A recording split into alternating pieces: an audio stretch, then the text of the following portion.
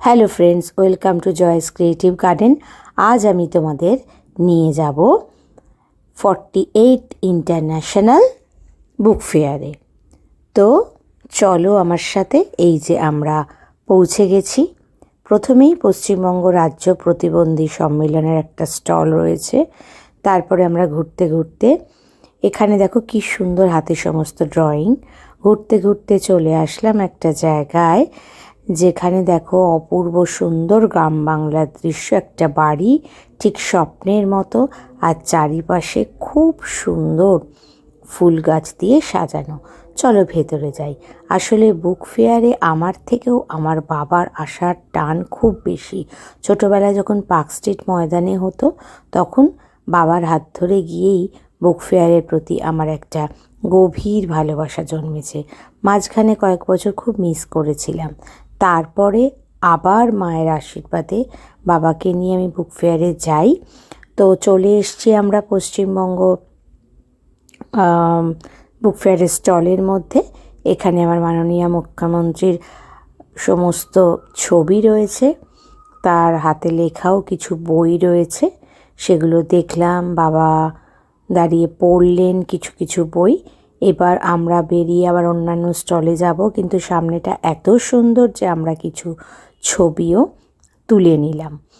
এবার বাইরেটা দেখো অপূর্ব সুন্দর করেছে, তাই তোমাদের সাথে আমি শেয়ার করলাম। সকালের দিকে এসছি বলে বেশ ফাঁকা আছে। মোটামুটি যতটা পারবো ঘুরবো, এটাই আমাদের বাবা মেয়ের ইচ্ছা। আর অবশ্যই বইও কিনবো। খানিকটা ঘোরার পর চলে এলাম খাবার স্টলে। তো এখানে লোকজন বলছে 28 তারিখ থেকে উদ্বোধন হয়েছে, খুব একটা বেশি লোক হচ্ছে না, বিক্রি হচ্ছে না। সেটা জানি না কেন, তবে আমারও কিন্তু খুব ফাঁকা ফাঁকা লাগছে। অনেক দিন পর খেলাম মোগলাই পরোটা রাস্তার, আর রাস্তা না, আশা কিচেনের। ভালো ছিল খুব। আর একটা বাটার ফ্রাই আর মাটির ভাঁড়ে কফি খেলাম। এবার এখানে খাওয়া দাওয়া করে খানিকটা তো জিরানো হলো, তারপর আবার আমরা অন্য স্টলগুলোর দিকে যাব, অডিটোরিয়ামের দিকে যাব। দেখো চিরকালের ছেলেবেলা, সত্যি এই স্টলটা বন্ধ, কিন্তু এই কথাটা অন্তরে ধরে গেল। ছেলেবেলাটা চিরকালই আমাদের মধ্যে বজায় থাকুক। তবে কি জানো, আগের বছরও দেখেছি, এবছর আরও দেখছি কম। মানে লোকজন এখন এই অনলাইন হওয়ার জন্য, এটা তো কুফলই বলতে হবে, যে বই দেখছে, কিনছে না, ভেতরেও ঢুকছে না, শুধু ছবি ভিডিও তুলছে। এটা ইস্কনের স্টল, হরে রাম হরে কৃষ্ণ লেখা আছে, জয় শ্রীকৃষ্ণ। এটা চলে এসছে ক্যালকাটা জার্নালিস্টের স্টল।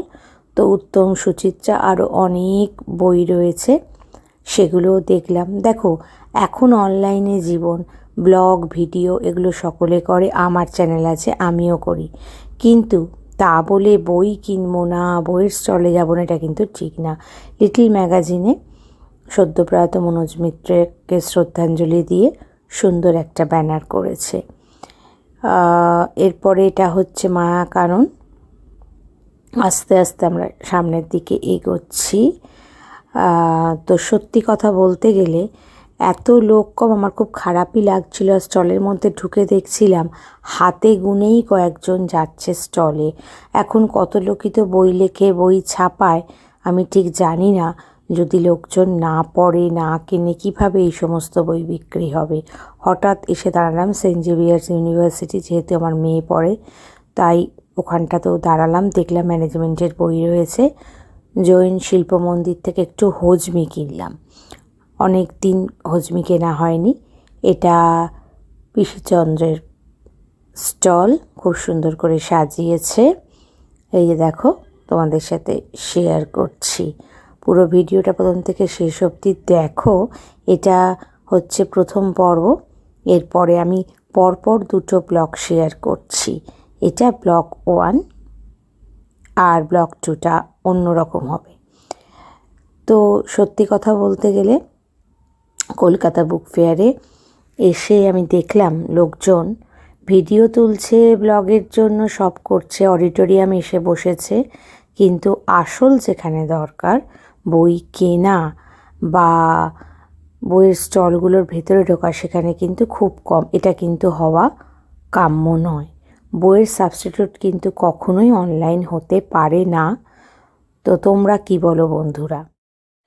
অ্যাকচুয়ালি SBI অডিটোরিয়ামে ছাদ এই সিনেমাটার ট্রেলার লঞ্চ হবে।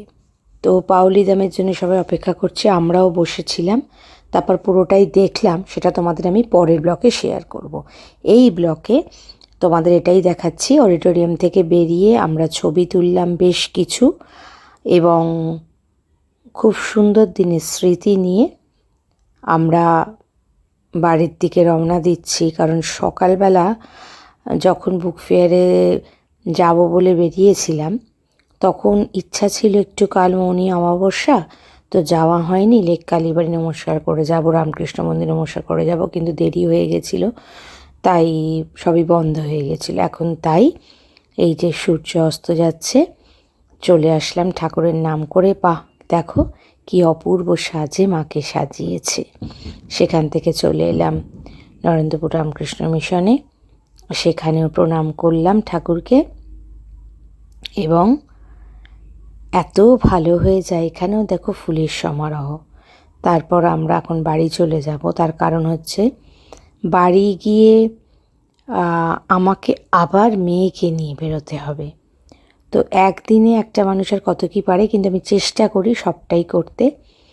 মেয়েকে নিয়ে একটু সরস্বতী ঠাকুর কেনার ছিল, কিনলাম। তারপরে মেয়েকে নিয়ে চলে এলাম চিজ কেক ফ্যাক্টরিতে, দুজনে মিলে একটু কফি আর চিজ কেক খেলাম। আজকের ব্লগটা কেমন লাগলো অবশ্যই জানিও, আর যারা এখনও সাবস্ক্রাইব করোনি সাবস্ক্রাইব করে নাও, কারণ পরবর্তী ব্লগটা খুব শিগগিরই আসছে।